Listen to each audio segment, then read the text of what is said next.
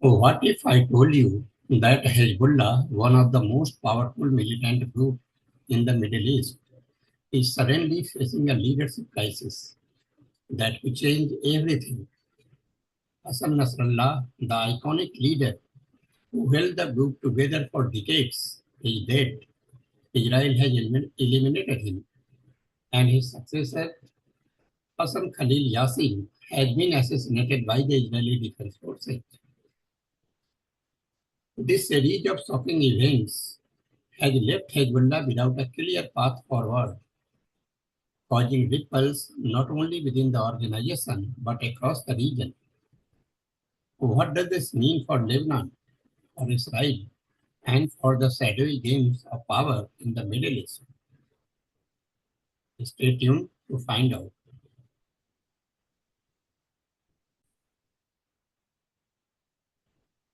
The recent assassination of Hassan Khalil Yassin, who was said to be the successor of Hassan Nasrallah as the Hezbollah head, marks another significant blow to the Hezbollah organization. This new development comes in the aftermath of Nasrallah's death, which had already plunged the group into uncertainty regarding the future leadership and operational capabilities. The killing of Yassin by the Israeli Defense Forces further worsens the leadership vacuum within Hezbollah and raises questions about the organization's ability to maintain its influence and deter further aggression from Israel. Leadership crisis and operational setback. With the death of Hassan Khalil Yassin, Hezbollah now finds itself without a clear and experienced figure to guide it through the crisis. Yassin was regarded as the most probable successor to Nasrallah due to his experience and understanding of Hezbollah's operation and its position within the broader geopolitical landscape. The new assassination has left Hezbollah without a leader, weakening its command structure and reducing its effectiveness in conducting coordinated action against Israel. The decapitation of Hezbollah's leadership, first Nasrallah and now Yassin, has disrupted its operational chain of command, raising doubts about the group's ability to effectively engage in war. The systematic eliminations of key figures like Nasrallah, Yassin, and other senior commanders has caused the leadership vacuum. Hezbollah's communication infrastructure, which was targeted and compromised through sabotage detonation of communication devices, remains a significant operational challenge. The resulting paralysis has rendered the group temporarily unable to organize a response with its vast arsenal of 150,000 rockets and missiles, which were believed to be critical to its deterrent capability. Now look at Iran, Iran's perspective and probable reaction. As Hezbollah's primary backer Iran is facing a challenging scenario, Hezbollah has been a key proxy force in Iran's regional strategy, especially in the context of its rivalry with Israel. The loss of both Nasrallah and his designated successor has weakened Iran's influence in the Levant and presents a serious challenge to Tehran's ability to maintain pressure on Israel.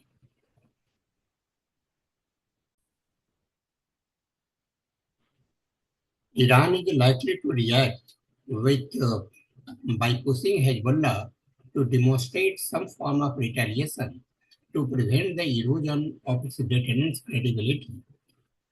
Iran's strategy may involve a combination of the following. The first is asymmetric warfare.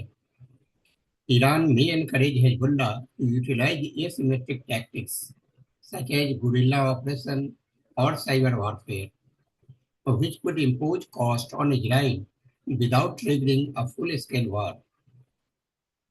Second, Iran may ask Hezbollah to rebuild the leadership, identify and appoint the new leaders within Hezbollah who could carry forward the group's agenda. However, given the targeted assassination, finding individuals with sufficient experience and loyalty might prove difficult. And third, that seems to be most important, strategic patience. Iran could also advocate for the strategic patience, allowing Hezbollah to rebuild its organizational structure and communication capability before attempting any large-scale actions. This would help prevent exposing more vulnerabilities to Israeli intelligence. Iran's response will also need to consider the broader political stability in Lebanon. Hezbollah's heavy losses and the displacement of civil population due to the ongoing Israeli strikes mean that any retaliation must be measured to avoid escalation that could lead to complete Israeli offensive on Beirut or Hezbollah's other strongholds. Diminished deterrent capacity. The death of Yassin, combined with Israel's targeted operation over the past year, has significantly reduced Hezbollah's ability to respond with strategic strikes, urging its long-range precision-guided missiles. According to experts, Hezbollah's inability to muster a dramatic response suggests that the group's military capability may have been oversold or effectively dismantled by the Israeli actions. So, what are the future prospects? For Hezbollah, the immediate priority will be re-establishing leadership and restoring internal coherence. However, the lack of prominent figures with the stature and influence of Nasrallah or Yassin makes this an uphill task.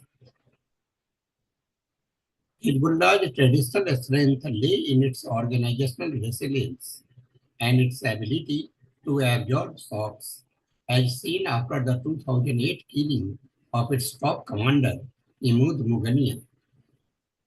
Analysts suggest that despite the severe setback, Hezbollah is not a one-man show and can potentially regroup and adapt to the challenges.